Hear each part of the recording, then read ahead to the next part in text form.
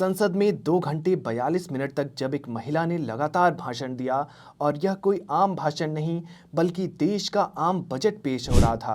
पूरा देश इस महिला की शक्ति देखकर दंग रह गया और निर्मला सीतारमण का नाम पूरे भारत के लोगों की जुबां पे बैठ गया।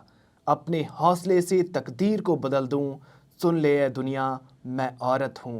मिडिल क्लास फैमिली में जन्मी निर्मला सीतारमण, जिनके परिवार में दूर दूर तक किसी का राजनीति से ना कभी लेना देना रहा, तो कैसे एक साधारण सी महिला गैर राजनीतिक परिवार से निकलकर 120 करोड़ आबादी वाले इस विशाल देश की सबसे शक्तिशाली महिला की उपाधि हासिल की। दोस्तों, आज सियासी वृतांत में हम निर्मला सीतारमण की कहानी सुनेंगे। निर्मला सीतारमण का जन्म 18 अगस्त 1959 में तमिलनाडु के मदुरई शहर में हुआ। उन्होंने अपनी ग्रेजुएशन की डिग्री इकोनॉमिक्स में पूरी की और उसके बाद मास्टर्स और एमफिल की पढ़ाई जेएनयू से पूरी की। जेएनयू में पढ़ाई के दौरान साथ में पढ़ाई कर रहे प्रकला प्रभाकर से मिली और उन्हें दिल दे बैठीं। दोनों ने 1986 में शादी कर ली। पति को लंदन में पढ़ने की स्कॉलरशिप मिली तो निर्मला को साथ जाना पड़ा और उन्होंने अपनी पीएचडी की पढ़ाई बीच में ही छोड़ दी। लंदन में निर्मला सीतारमण एक कंपनी में सेल्स गर्ल की नौकरी करने लगी, लेकिन इस सेल्स गर्ल को अपने व्यक्तित्व पर इतना यकीन था जो आज हम सब के सामने है। जेएनयू में पढ़ाई के दौरान निर्मला राजनीति से जुड़ी, लेकिन कॉलेज छोड़ते ही उन्होंने राजनीति भी छोड़ दी और अपने गृहस्थ जीवन में व्यस्त हो गईं। बीजेपी की दिवंगत नेता श्रीमती सुषमा स्वराज से मुलाकात उन्हें वापस राजनीति में खींच लाई और 2006 में बीजेपी से उनका जुड़ाव हुआ।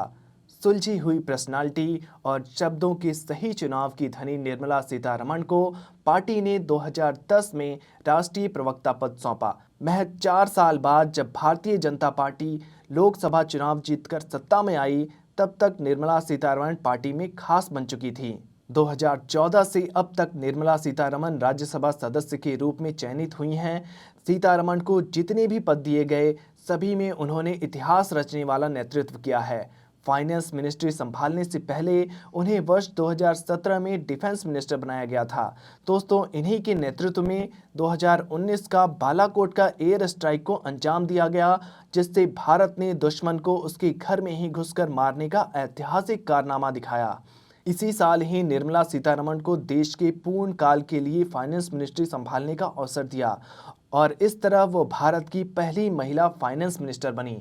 इस पद को संभालते ही उन्होंने कई रिकॉर्ड बना डाले। कोरोना काल में पहला पेपरलेस बजट पेश करके वो ऐसा करने वाली पहली वित्त मंत्री बनी। 3 ट्रिलियन इकोनॉमी का भारत ने लक्ष्य छुआ, यह भी निर्मला सीतारमण की लीडरशिप में हुआ। केवल भारत ही नहीं, पूरी विश्व में महिला शक्ति की उदाहरण बनकर उभरी निर्मला सीतारमण को फोर्ब्स और फॉर्चून जैसी प्रसिद्ध मैगजीन ने विश्व की शक्तिशाली महिलाओं की सूची में ऊंचा स्थान दिया है।